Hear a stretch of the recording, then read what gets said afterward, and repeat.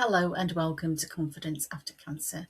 I'm Gabby Mottershead, Cancer Recovery Coach. And if you're a professional person trying to rebuild your confidence, your energy, and your life after cancer treatment, you are in exactly the right place. Before we begin, if anything I talk about today feels like your story, I'd love to invite you to book a free confidence clarity call. It's absolutely no pressure, just a conversation to explore where you are now and where you'd like to be. You will find the link to book that with me in the show notes.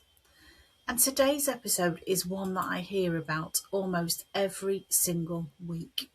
It's that moment when everyone around you believes you're recovered, but inside you know that you haven't.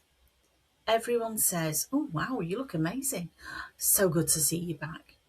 I'm so pleased you're better." And every single one of those comments comes from kindness, but they can also feel incredibly lonely because what you're thinking is, "I'm just exhausted. I honestly don't recognize myself anymore. I'm holding everything together. I am terrified people will discover how much I'm struggling." Can you relate?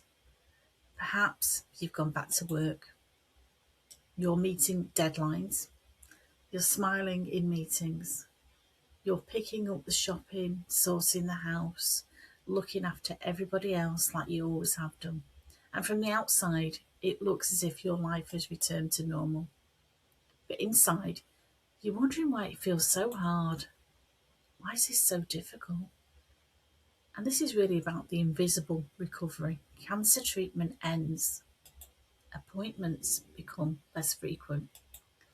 People will stop asking how you are.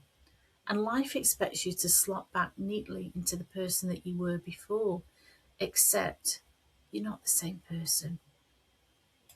Your body has changed. Your confidence has changed. Your priorities may have changed. And sometimes your relationships have changed as well. And nobody gives you a map for this part. The end of treatment is not the end of recovery. In many ways, it's the beginning of learning how to live with everything that you've been through. Sometimes it can feel like we're wearing a mask. And can I tell you something that I've noticed over the years? The women who look as if they're coping the best are often the ones carrying the heaviest load. They may have gone back to work. They're looking after everybody else. They're smiling in meetings. They're organising family holidays. They're ticking off the to-do list. And from the outside, they look like they've got it all together. But underneath, they're constantly managing their energy. They are wondering whether they'll ever feel like themselves again. They may be lying awake at 3 in the morning, just worrying that every ache or pain means that cancer has come back. They're comparing themselves to the woman that they used to be and wondering, where did she go? And because no one else can see that struggle, they begin to question themselves.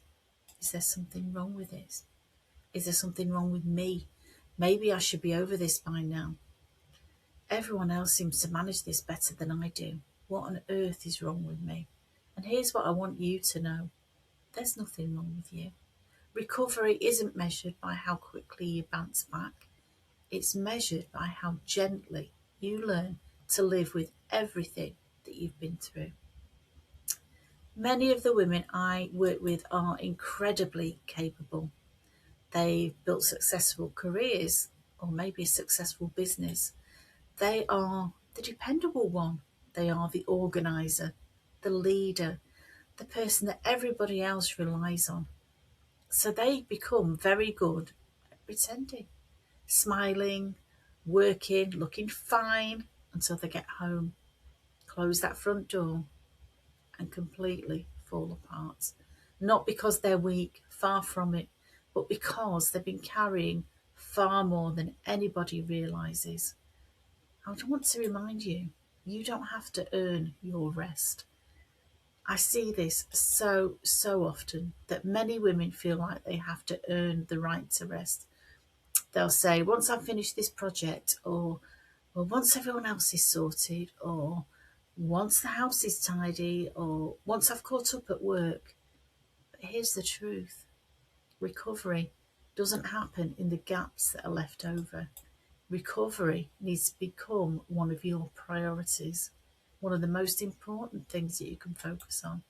Not because you're selfish, far from it, but because you're valuable. And if you continue pouring from an empty cup, eventually there's nothing left to give to anyone else. And that's not the future that you want. So I have a question for you. What would happen if you stopped measuring your recovery by how well you hide your struggles? Just think about that for a minute. Because so many women believe that they're succeeding because nobody notices that they're struggling. But healing isn't about becoming better at pretending. Healing is about becoming more honest with yourself. It's about giving yourself permission to say, today I'm tired. Today I need to slow down. Today I need support. And that isn't giving up. That is listening to your body with kindness instead of criticism. So I'd love you to ask yourself just one question. What do I actually need right now? Not what everybody else needs, not what work needs, not what your family need. What do you need? Maybe it's more rest. Maybe it's asking for help. Maybe it's saying no. Maybe it's finally admitting this is actually harder than I thought. And that isn't failure, that's courage, that's honesty. And this is exactly what we explore together inside my private coaching. Not fixing you because you're not broken, but by helping you rebuild confidence, protect your energy, and create a life that feels like yours again. Because surviving cancer was truly only the beginning of your recovery. Now, this phase is all about learning how to truly live afterwards. So, if today's episode resonated with you, I'd love to hear from you.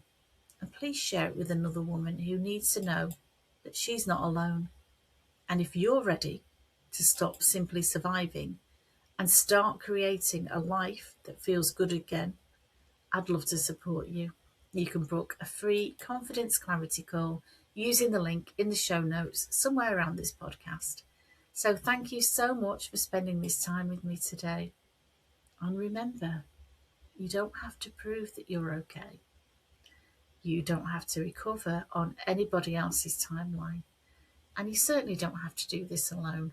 Take very gentle care of yourself. Stay safe, stay sane, and I will see you next time, next week on Confidence After Cancer.